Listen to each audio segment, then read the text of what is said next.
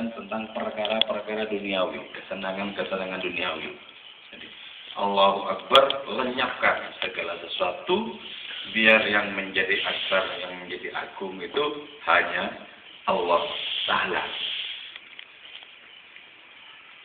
Terus kalau kita membaca basmalah, memulai membaca Fatihah dengan membaca Bismillahirrahmanirrahim, kita berusaha untuk membangkitkan rasa senang kita dan cinta kita kepada Allah.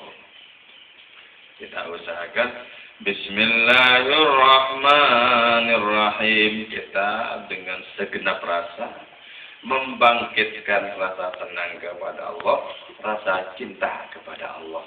Sebab Bismillah itu mengandaikan kita melakukan salat, melakukan segala kebaikan, itu hanya bisa terlaksana dengan bersama dengan Allah Ta'ala. Hanya bisa terlaksana dengan pertolongan Allah Ta'ala. Makanya kita belajar senang kepada Allah, belajar cinta kepada Allah. Jadi ketika Bismillahirrahmanirrahim, kita berusaha untuk membangkitkan senang dan cinta itu. Wa idza qulta dan apabila menyatakan kau Ar-Rahman, sampai Bismillah terus Ar-Rahman. Istansyaqta, menghirup engkau. Terhadap itu bacaan Ar-Rahman minan nafasir rahmani, dari nafas kemahamurahan Allah, terhadap sesuatu yu'inu yang membantu maka kepadamu ala taraqi, atas pendakian nahwa janabihi, menuju sisi Allah Ta'ala. Jadi ketika sampai kepada Ar-Rahman yang berikan Bismillah, kita membangkitkan senang dan cinta kepada Allah. Sampai di Ar-Rahman, bagaimana kita merasakan kita menghirup nafas Rahman, menghirup nafas kemurahan Allah. Jadi ketika kita sampai sekarang hidup, yang kita hirup itu adalah nafas kemurahan Allah.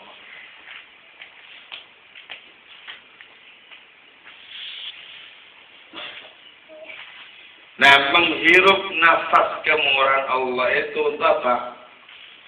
Untuk membantu kita melakukan pendakian. Naik.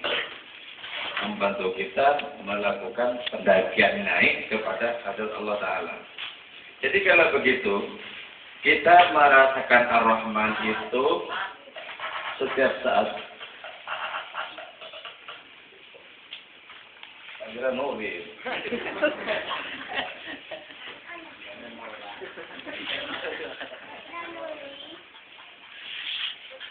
Kalau begitu, kita merasakan Ar-Rahman itu setiap saat. Sebab setiap saat kita menarik nafas. Nafas apa yang kita tarik itu?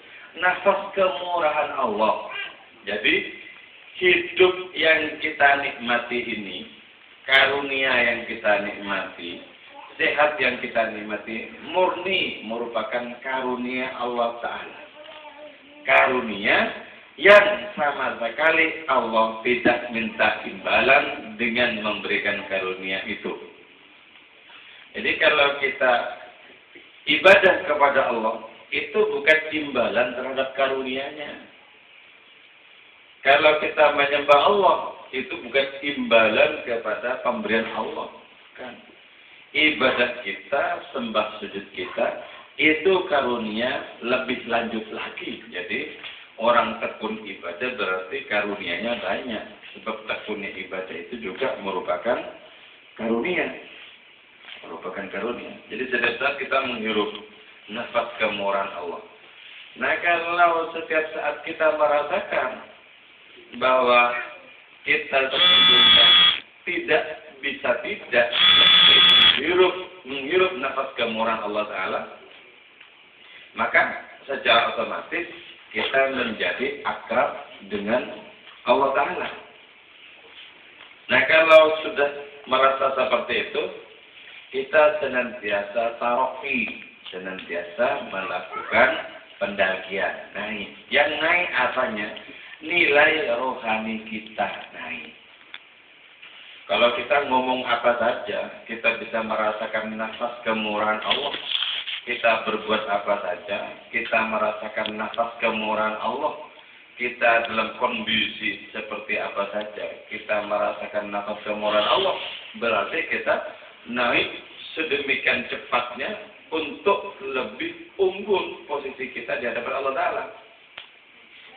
Itu yang disebut dengan tarofi, naik. Jadi kalau begitu, seluruh karunia sarana untuk mendaki, sarana untuk naik kepada Allah Ta'ala. Nah, di luar ibadah maghdah, bagaimana misalnya gini, kita bercanda dengan kawan-kawan, banyol dengan kawan-kawan, berkelekar dengan kawan-kawan. Bagaimana di tengah kelekar, di tengah banyolan, di tengah canda tawa itu, diam-diam sesungguhnya kita sedang mengkhidmati nafas kemurahan Allah Ta'ala. Diam-diam sesungguhnya batin kita mendaki. Lah itu loh yang perlu terus-menerus kita upayakan. Orang yang bisa melakukan seperti itu tak terkejar oleh kekuatan setan, tidak terkejar. Sebab tidak bisa terdeteksi. Orang ini sungguh bercanda tawa atau sungguhnya melakukan pendakian di tengah canda tawanya. Enggak bisa terdeteksi. Kalau sudah begitu, lolos. Dari segala kepungan setan itu lolos. Kalau sudah begitu. Karena itu kita latih sedikit demi sedikit. Di manakah letak konsentrasi dan kehusukan kita di tengah canda tawa kita. Karena itu kita mencoba membangun canda tawa yang bernilai. Tidak saja yang bernilai itu misalnya bahan canda tawanya, bukan. Tapi bersamaan dengan canda tawa itu, kita tidak terlepas dari penghayatan terhadap nafas kemurahan Allah. Nah, itu yang pernah dianugerahkan oleh Allah Ta'ala kepada seorang tabi'in, yaitu Uwais Al-Qarni. Sebelum Uwais Al-Qarni lahir, Rasulullah Sallallahu Alaihi Wasallam itu sudah bersabda, "Inni la ajidu nafasar Rahman min kibalil Yaman." Aku menghirup nafas kemurahan Allah yang Maha Pengasih itu muncul dari arah Yaman. Jadi ketika Uwais Al-Qarni belum lahir di Yaman, itu sudah diramal oleh Rasulullah kedatangannya. Rasulullah menyebut Uwais itu dengan apa? Nafas Ar-Rahman, nafas Allah yang Maha Pemurah. Artinya apa? Dalam semua kondisi Uwais itu, yang ada adalah pendakian lewat karunia-karunia. Pendakian kepada Allah Ta'ala lewat pintu-pintu karunia. Dan sebab itu, karunia yang pas-pasan bagi Uwais itu tidak menghalangi beliau untuk melesat mendaki kepada Allah Ta'ala.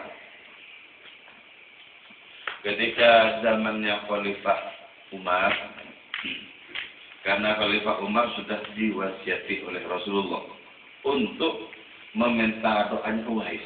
Kelak, kalau engkau masih hidup dan memiliki kesempatan, mintalah doa kepada Uwais Al-Qarni. Di masa Khalifah Umar, saat musim haji, Sayyidina Umar itu bilang kepada orang-orang jemaah haji, semua duduk kecuali yang datang dari Yaman. Orang-orang naik haji itu duduk semua, kecuali yang datang dari Yaman. Semua yang dari Yaman duduk kecuali yang dari Qor. Dari Yaman duduk, kecuali Al-Qor. Berarti cuma sejumlah orang. Siapa di antara kalian yang namanya Uwais? Ternyata orang itu, orang yang tampangnya itu sama sekali tak meyakinkan sebagai orang yang melesat mendaki mendekat kepada Allah, tak meyakinkan. potongannya itu potongan jembel bukan santri. Sebab ini seorang buruh yang mendapatkan upah dari majikan dengan menjaga kebun. Nah, ketika itu Sayyidina Umar sangat senang sekali berjumpa dengan Uwais Al-Qarni itu.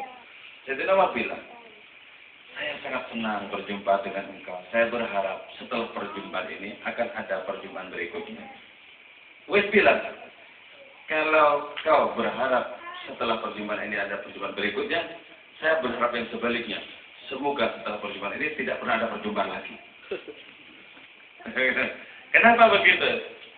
Karena dari saking kuatnya keterhubungan dengan Allah Ta'ala, jangan sampai ada ruhbah, ada mahabbah, ada kegandrungan, ada cinta kepada manusia. Ketika Sayyidina Umar mau mengeluarkan uang dari Baitul Mal untuk diberikan kepada Uwais Al-Qarni, ditolak oleh beliau. Hari ini saya bisa makan dengan uang yang saya miliki. Sementara hari besok saya tidak tahu saya masih hidup atau sudah tidak. Karena itu, mohon maaf saya tidak bisa menerima uang yang akan kau berikan itu. Dari Yaman naik haji tidak langsung pergi pulang ke Yaman lagi, tapi terus ke Baghdad, terus ke Iran.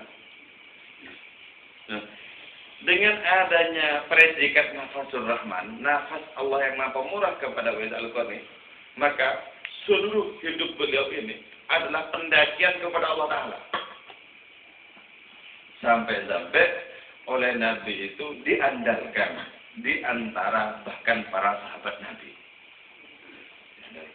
Dan Nabi bersabda dengan hadis tertentu tentang Uwais Al-Qarni ini.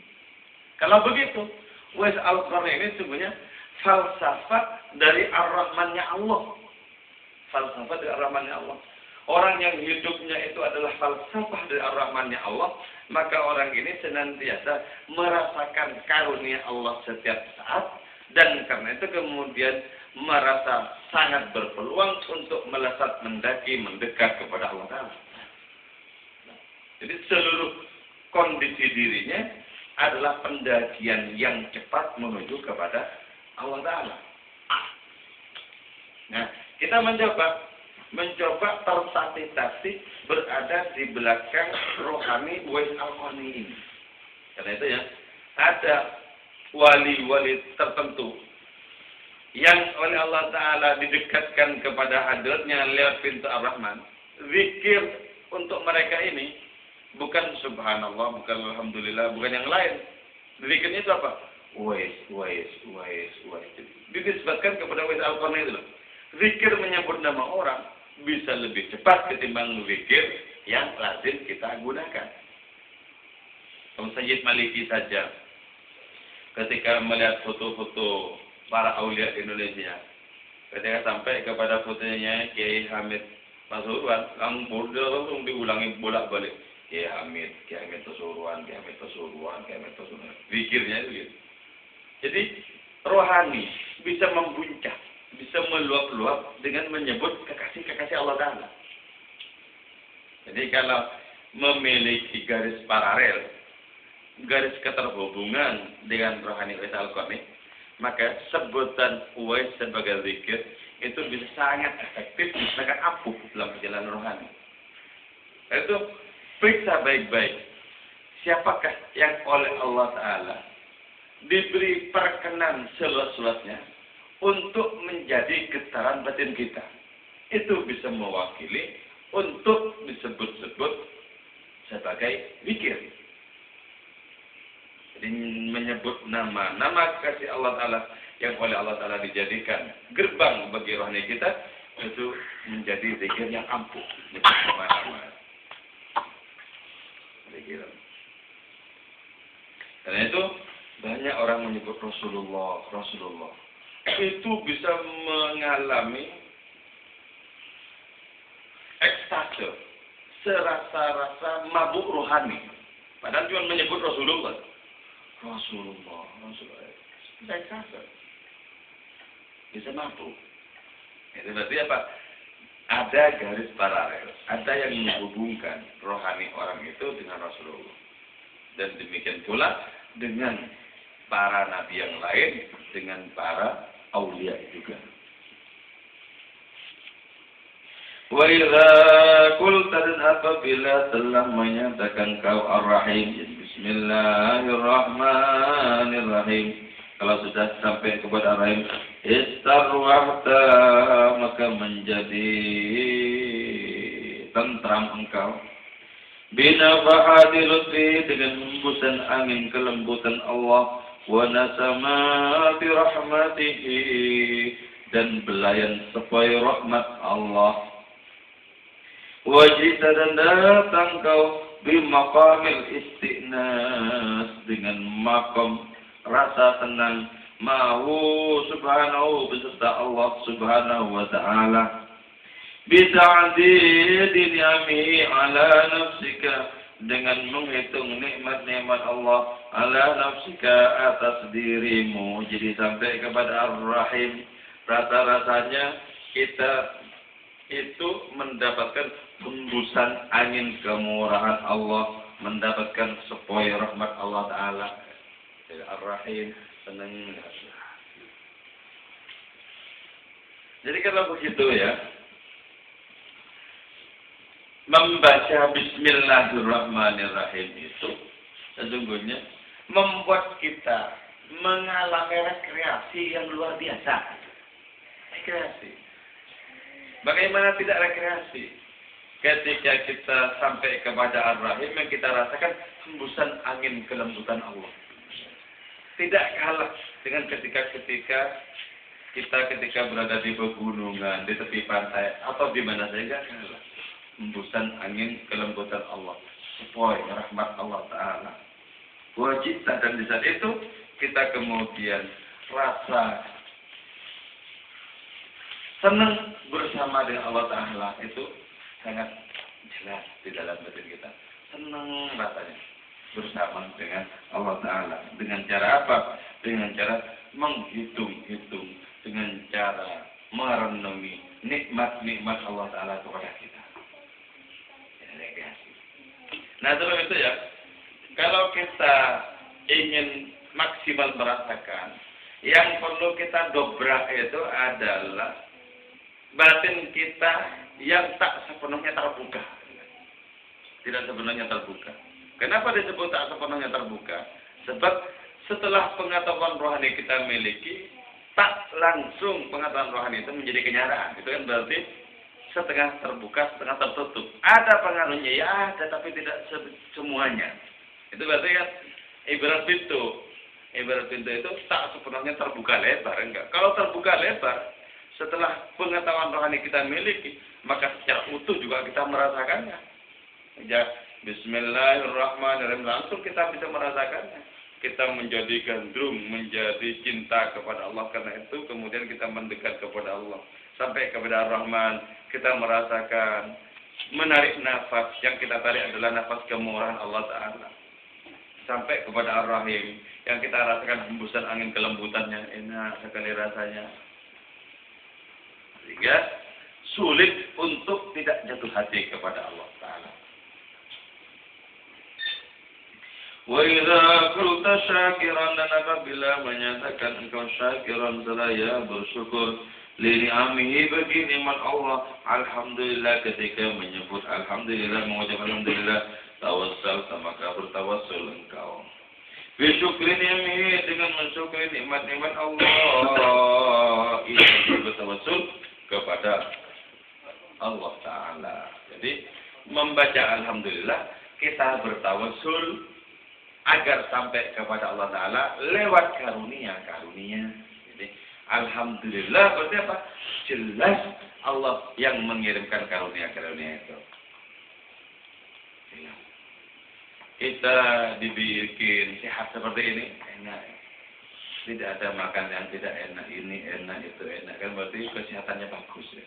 Kesehatan bagus. Ketika kita merasakan kesehatan kita itu bagus, itu kemudian dijadikan perantara untuk sampai kepada Allah Ta'ala dengan cara melihat Allah yang gamblang memberikan karunia-karunia itu. Alhamdulillah nyampe. Jadi ternyata ketika energi kita itu adalah karunia Allah Ta'ala, energi kita itu murni dituntun oleh Allah Ta'ala, sesuatu yang berbelit-belit, kenyataan rohani yang tidak mudah, menjadi sangat mudah dan sangat ringan untuk kita rasakan. Coba bagi orang yang menempuh suluk, orang yang menempuh latihan rohani, itu ternyata sulit rasanya untuk merasakan apa yang semestinya dirasakan. Ketika karunia datang, ketika Allah bermurah hati menuntun kita, kok seperti tidak ada kendala sama sekali untuk bisa merasakan hal yang seperti itu. Yang dulu dianggap nyaris mustahil, menjadi kenyataan yang datang berulang-ulang. Setiap kali sholat, enak rasanya. Padahal dulu tak pernah terpikirkan. Dari saking sulitnya untuk merasakan sholat yang enak, nggak pernah terpikirkan. Suatu waktu akan merasakan enak dengan sholat, nggak pernah terpikirkan. Dikerjakanlah sholat itu hanya atas dasar kewajiban. Tak pernah membayangkan seperti apa rasanya, nikmatnya seperti apa. Cerita-cerita tentang nikmatnya orang sholat tak pernah juga diberi peluang bahwa hal itu mungkin. Satu saat Allah turun tangan memberikan karunia. Ternyata apa yang tak dibayangkan itu jadi kenyataan. Nah, di dalam kehidupan itu seperti itu. Betapa banyak karunia-karunia yang kita terima sebelumnya tak pernah kita bayangkan. Kenapa? Kok cara Allah itu seperti itu? Memberikan karunia yang tak kita bayangkan. Ya, sebab kalau karunia yang datang sebagaimana yang kita bayangkan, maka kita tidak membaca kehadiran Allah Ta'ala lewat karunia itu. Seolah-olah kita sanggup untuk mendatangkan karunia sebagaimana dalam pikiran kita. Tapi enggak, seringkali tidak. Allah memberikan sesuatu justru tak pernah kita sangka-sangka sebelumnya. Agar menjadi pasti bahwa itu murni pemberian, bukan karena kesanggupan kita untuk mendatangkan karunia. Ya, Alhamdulillah. Makanya kalau sebenarnya Alhamdulillah Rabbil Alamin gitu ya. Itu bisa saja kita merasakan alam semesta juga membaca seperti itu, mengucapkan begitu juga. Kita Alhamdulillah seperti mendengarkan alam semesta gemuruh puja-puji alam semesta kepada Allah Ta'ala. Jadi yang memuji itu tidak hanya kita kalau begitu. Apa saja itu dirasa memuji Allah Ta'ala. Alhamdulillah memuji Allah Ta'ala. Karena itu ya, orang khusyuk sholatnya, orang ini bisa merasakan ternyata alam raya juga sholat kepada Allah Ta'ala. Nah, bisa merasakan seperti itu dari saking kuatnya rasa. Kalau orang rasa gembiranya meluap-luap, maka dia akan mengira orang lain bergembira sebagaimana dirinya. Kalau rasa gembira itu meluap-luap. Karena itu kemudian dia tidak bisa mengontrol kepada siapa saja rasanya mau tersenyum. Senang. Karena mengira orang lain kayaknya seperti saya. Nah, ketika tenggelam dalam zikir, orang itu merasakan dunia ini juga berzikir ternyata. Daun-daun pepohonan bertasbih kepada Allah Ta'ala ternyata. Siang dan malam bergantian tunduk kepada Allah Ta'ala ternyata. Jadi bisa merasakan apa yang sebelum tak dirasakan ketika rasa itu mengental dan kuat di dalam batin kita. Itu pentingnya penguatan rasa di dalam diri kita. Wa idza qulta, apabila kamu menyebut Rabbil Alamin, tahaqqaqta, maka merasakan kau bi'ihatatihi, dengan meliputinya itu Allah, wa syumulihi, dan mencakupnya Allah, wa tarbiyatihi, dan mendidiknya Allah, ala jami'il akwan, atas segala isi alam semesta. Jadi ketika sampai kepada Rabbil Alamin, yang dirasakan apa? Nyebut Rabbul Alamin, Alhamdulillah Rabbil Alamin, itu langsung bisa merasakan seluruh alam raya ini diliputi oleh Allah Ta'ala. Seluruh alam raya ini dikandung oleh Allah Ta'ala. Termasuk kita itu setiap saat dikandung oleh Allah Ta'ala. Tidak ada apapun yang tak dikandung, tidak ada apapun yang tak diliputi oleh Allah Ta'ala. Juga tidak ada apapun yang tidak dididik oleh Allah Ta'ala. Dididik semuanya. Dididik. Ada kalanya Allah mendidik lewat karunia, ada kalanya Allah Ta'ala juga mendidik lewat peristiwa-peristiwa yang baik. Didik Allah Ta'ala. Nah kalau begitu, Rabbul Alamin itu melampaui sekaligus mencakup segala-galanya. Jadi ketika kita membaca Alhamdulillahirabbil alamin, sesungguhnya kita sedang berkenalan, sedang melakukan pendekatan kepada yang meliputi segala-galanya. Makanya hebat kalau orang sampai bisa merasakan Alhamdulillahirabbil alamin itu menjadi hebat. Kenapa disebut hebat? Loh gimana tidak hebat?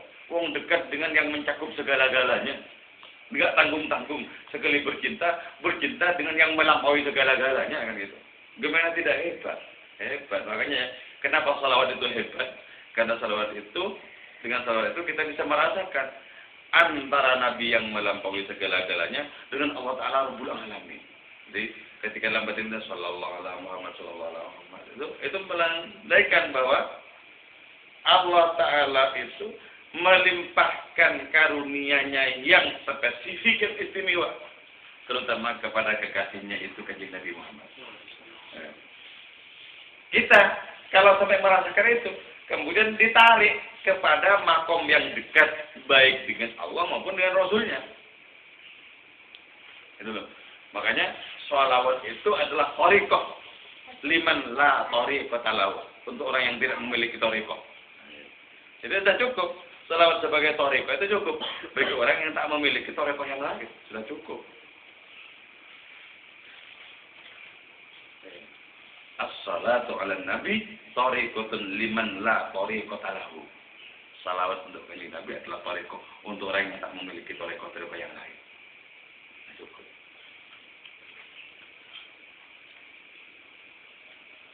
Wa idza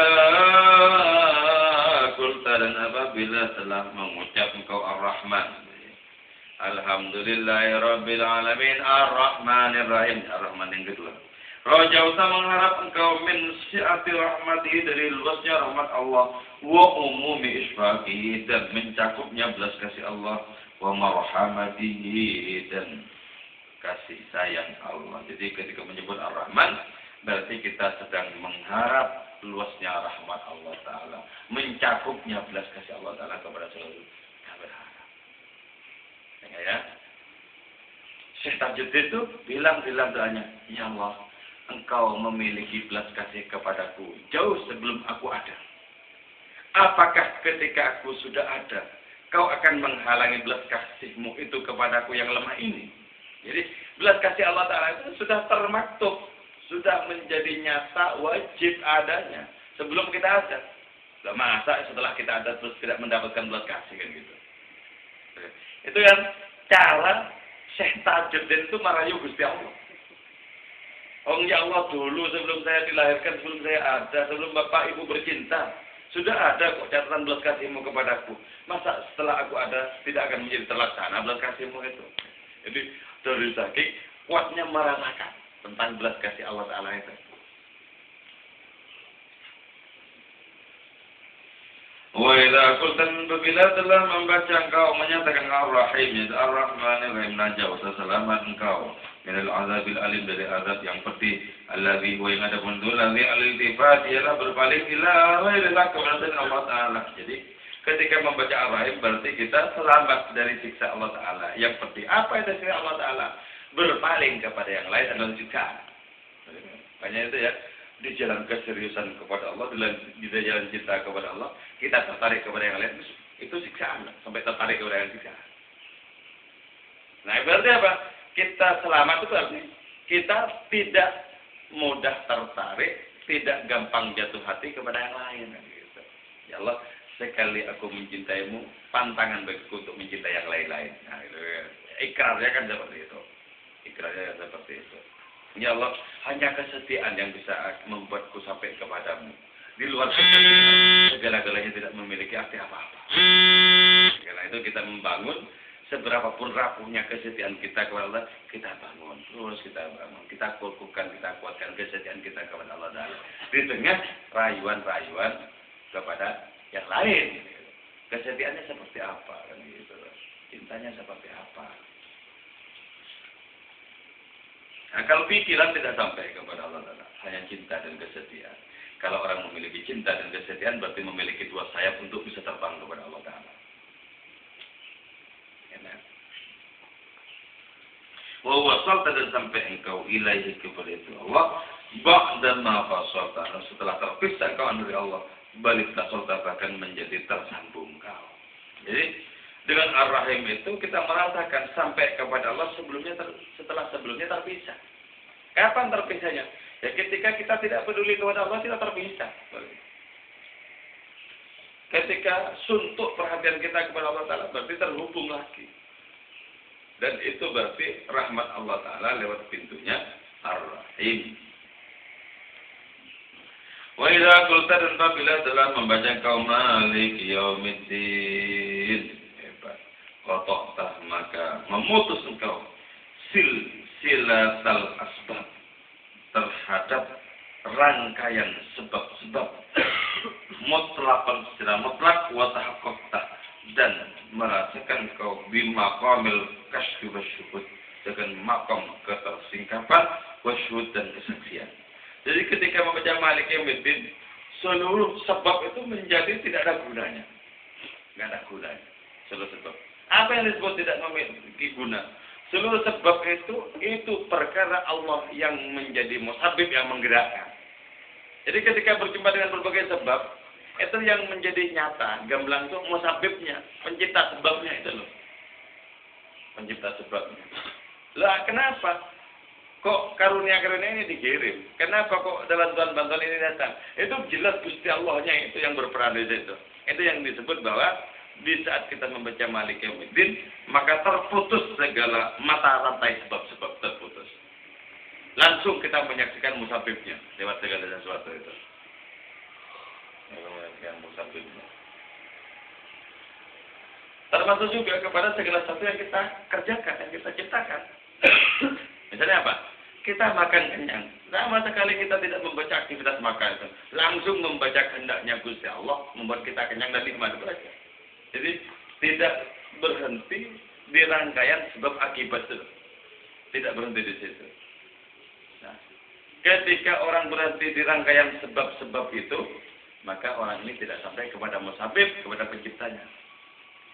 Karena itu ketika sampai kepada hakikat Malik Yaumiddin, sebab-sebab itu diterobos, dilampaui.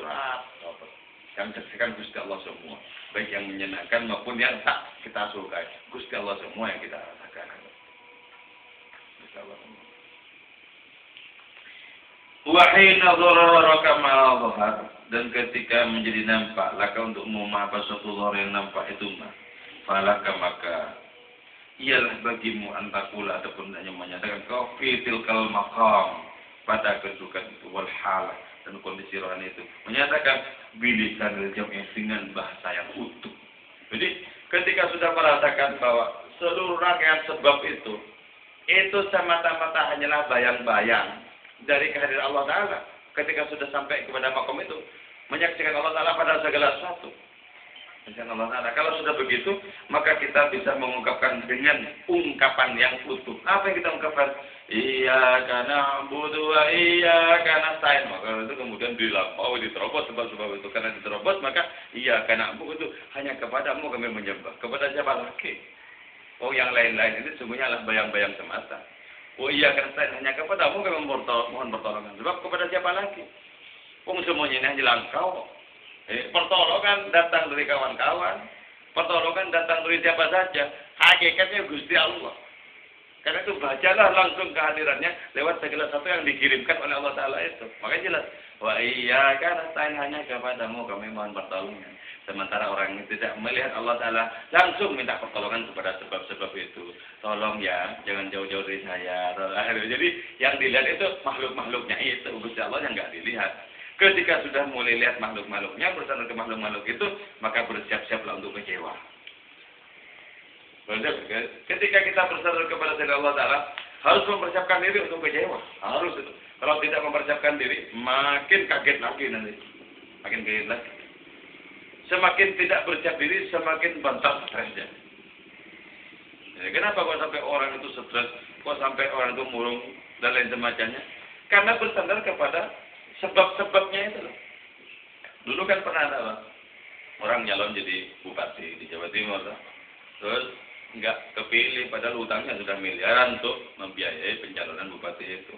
Langsung edan, nggak pakai pakaian apa-apa, menjebur di sungai, masuk TV. Walaupun masuk TV nggak membanggakan seperti itu. Kan pengen enak masuk TV. Nah, kalau cara masuk TV-nya seperti itu cara masuk TV yang tidak enak. Kenapa kok sampai linglung edan begitu? Sandarannya kepada usaha-usahanya sendiri, kepada sebab-sebab itu, tak sampai kepada Gusti Allah. Sandarannya. Karena tak sampai kepada Gusti Allah, maka kemudian ketika apa yang diharapkan tidak terjadi, kecewa. Dan kekecewaan yang berat adalah stres namanya. Kekecewaan kecewa. Tidak ada peluang, karena itu ya. Harapan-harapan kita harus disesuaikan pula dengan kesiapan untuk kecewa. Jadi, seberapa harapannya, kasih di sini ruang kesiapan untuk kecewa. Kalau begitu kan enak. Tapi kalau berharap kepada Allah Ta'ala, tidak pernah dikecewakan. Sebagaimana orang berharap kepada Kanjeng Nabi, tidak pernah dikecewakan. Man tawajjah nahru ghabik, ma rajah min dzaka qarib. Orang yang menghadapkan diri menuju pintumu, tidak akan pernah pulang dengan tangan kecewa. Hasyaka ayyuhrimar raji makarimahu aw yati al-jaru min ghaira muhtaram. Jauh sekali bagi Rasulullah untuk mengecewakan orang-orang yang berharap terhadap kemurahannya. Kan? Setiap orang yang mengharap kemurahan Rasulullah pasti mendapatkan apa yang diharapkan. Setiap orang yang bertetangga dengan Rasulullah pasti menjadi terhormat karena bertetangga dengan Rasulullah. Tidak mungkin kecewanya. Nah, kenapa? Itu memfotokopi dari akhlaknya Allah Ta'ala yang tidak pernah membuat kecewa. Jadi kalau harapan-harapan kepada Allah Ta'ala, orang terbebaskan dari kekecewaan. Harapan-harapan kepada makhluk, baik harapan itu untuk dihargai, harapan itu untuk mendapatkan ini, mendapatkan itu, maka bersiap-siaplah untuk menuai kekecewaan. Iyyaka na'budu bika mukhatibin laka wa iyyaka nasta'in bi'anika musta'inin bika terhadap Engkau ya Allah mukhatibin laka seraya menghadapkan diri berbincang laka bagimu wa iyyaka dan semata kepadamu nasta'in kami mohon pertolongan bi'anatika dengan pertolonganmu musta'inin seraya mohon pertolongan kami minka dari dirimu. Jadi ketika iyyaka na'budu itu arahnya cuma Allah. Ketika iyyaka nasta'in arahnya Allah. Iyyaka na'budu arahnya sembah sujud cuma Allah. Iyyaka nasta'in arah untuk mendapatkan pertolongan cuma dari Allah. Jelas. Tidak ada yang lain-lain. Kalau begitu pintu yang lain menjadi senyap, menjadi tidak ada. Tinggallah satu-satunya pintu, yaitu pintu Allah Ta'ala. Pintu Allah Ta'ala. Wa idza qulta dan apabila membaca engkau ihdinas siratal mustaqim, tahaqqaqta maka merasakan engkau di maqamil ubudiyyah dengan maqam penghamba. Jadi ketika ihdinas siratal mustaqim kita merasakan makom penghambaan kita kepada Allah. Sebab apa? Tak mungkin kita mendapatkan jalan yang lurus kepada Allah kalau tak karena petunjuk Gusti Allah. Karena itu puncak dari doa ini ihdinas siratal mustaqim. Setelah ihdinas siratal mustaqim tidak ada doa lagi.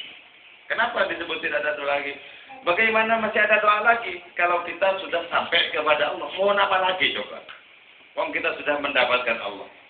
Berarti apa? Mendapatkan yang terbesar. Kalau mendapatkan yang terbesar, mungkinkah kita menoleh kepada yang sepele-sepele? Tidak mungkin.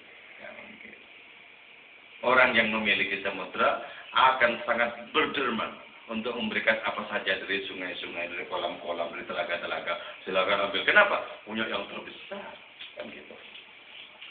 Itu nggak masuk akal, nggak waras kalau punya yang terbesar, yang kecil-kecil sekalipun masih pelit itu loh. Oh, nggak masuk akal. Gimana bisa ada? Seperti itu. Mestinya kan kalau kita punya yang paling agung yang dihargai, nah hati kita kan nggak nyantol kepada yang sepele-sepele. Karena nggak nyantol yang sepele-sepele itu, ayolah ambil.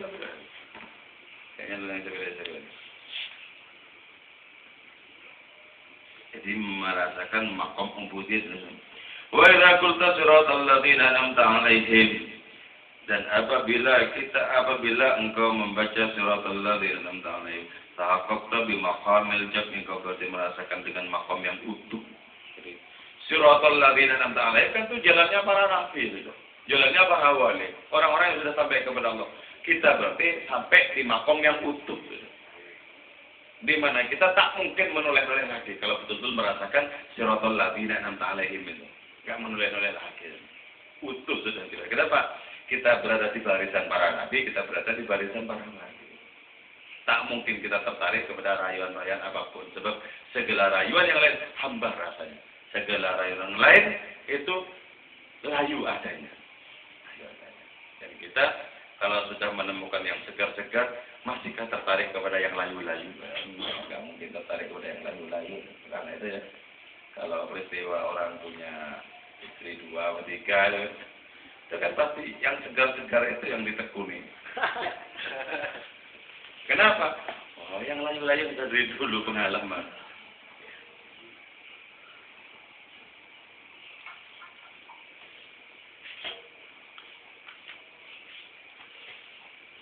Wa idza qulta ghairul maghdub 'alaihim, dan apabila kamu membaca ghairul maghdub 'alaihim, istauhashta, maka engkau merasakan terasing min satwati sultanati sifatil jalaliyah, dari lecutan kemahakuasaan sifat-sifat jalaliyah Allah. Jadi ketika membaca ghairil maghdubi 'alaihim, kita berarti merasakan apa? Merasakan terbebaskan, terasing, jauh dari lecutan kemahakuasaan Allah Ta'ala yang maha perkasa. Sebab apa? Orang yang kena maghdub, orang yang kena murka oleh Allah Ta'ala, berarti dipecut oleh siksaannya. Siksaan terhebat itu apa? Mendapatkan murka Allah Ta'ala. Siksaan yang paling hebat itu apa? Tidak diridai Allah Ta'ala. Siksaan yang hebat itu apa? Dibiarkan dinengkik sama Allah. Wah, itu kan sudah. Itu pecutan lebih dari sekedar pecutan. Jadi kalau sudah membaca ghairil maghdubi 'alaihim, berarti kita bisa merasakan terbebaskan dari cambuk kemahakuasaan Allah Ta'ala yang sangat perkasa itu. Wa idza qulta waladhdallin, dan apabila engkau membaca waladhdallin, khifta minar rujuk' badal usul, maka engkau merasa takut minar rujuk', dari kembali badal usul telah sampai. Jadi ketika sampai waladhdallin, kita merasakan takut setelah sampai kepada Allah Ta'ala, takut untuk tergelincir dan menjauh lagi. Karena itu ya, Nabi orang yang paling akrab dengan Allah, tapi sekaligus paling takut kepada Allah. Takut kenapa? Kalau dikabur karunia gimana? Wong itu terserah Allah Ta'ala. Sementara kita tidak memiliki kepastian untuk terus-terusan bisa nyambung dengan Allah Ta'ala. Tidak bisa. Kalau satu saat kita dekat kepada Allah Ta'ala, itu bukan karena ibadah-ibadah kita. Walaupun yang wajib kita sebut ibadah. Kalau kita sampai kepada Allah Ta'ala, itu karunia. Dan karena itu karunia Allah Ta'ala, maka kita tidak bisa mempertahankan sesuai dengan kemauan kita. Artinya apa? Kalau Allah Ta'ala berkehendak, kita bisa terlempar. Bukankah selama 1000 tahun, 5000 tahun, malaikat Azazil pada akhirnya berubah menjadi iblis, ya kan? Dulunya itu pemuka di antara malaikat yang beribadah kepada Allah Ta'ala. Imamnya itu Azazil itu. Ya, selama 5000 tahun. Selama 5000 tahun menjadi imam di antara para malaikat. Ketika muncul ujian berupa perintah untuk sujud kepada Nabi Adam, mulai talbis, kemudian merasakan ragu-ragu. Ini menyembah makhluk untuk menyembah Allah, ragu-ragu. Karena ragu-ragu tidak dikerjakan. Karena tidak dikerjakan, tergelincir kemudian dia salah. Kenapa bisa begitu? Karena sebelumnya merasa dekat kepada Allah karena kekuatannya sendiri, bukan karena pertolongan Allah. Karena itu jangan sampai kita bisa senang dikira, oh ini kan riyadhahnya pas ini soalnya. Soalnya ini tirakatnya itu pas, makanya nyampe di nikmat ini loh. Nah orang-orang itu nggak bisa nikmat karena memang salah semua riyadhahnya itu. Oh, dikira karena riyadhahnya pas, tirakatnya kena. Nah, jatuh, sama sekali tidak. Satu saat Allah Ta'ala menghendaki kita terlempar. Allah tidak butuh siapa-siapa. Tidak butuh siapa-siapa. Makanya ketika kita baca wala dhalin, kita jangan sampai kedekatan oleh Allah Ta'ala kemudian menjadi hilang lagi. Jangan sampai kenikmatan yang Allah Ta'ala hilang lagi. Jangan sampai. Wala dhalin. وإذا قلت آمين والله أعلم. الفاتحة. بسم الله الرحمن الرحيم. الحمد لله رب العالمين الرحمن الرحيم مالك يوم الدين إياك نعبد وإياك نستعين الصراط المستقيم صراط الذين أنعمت عليهم غير المغضوب عليهم ولا الضالين آمين. مولاي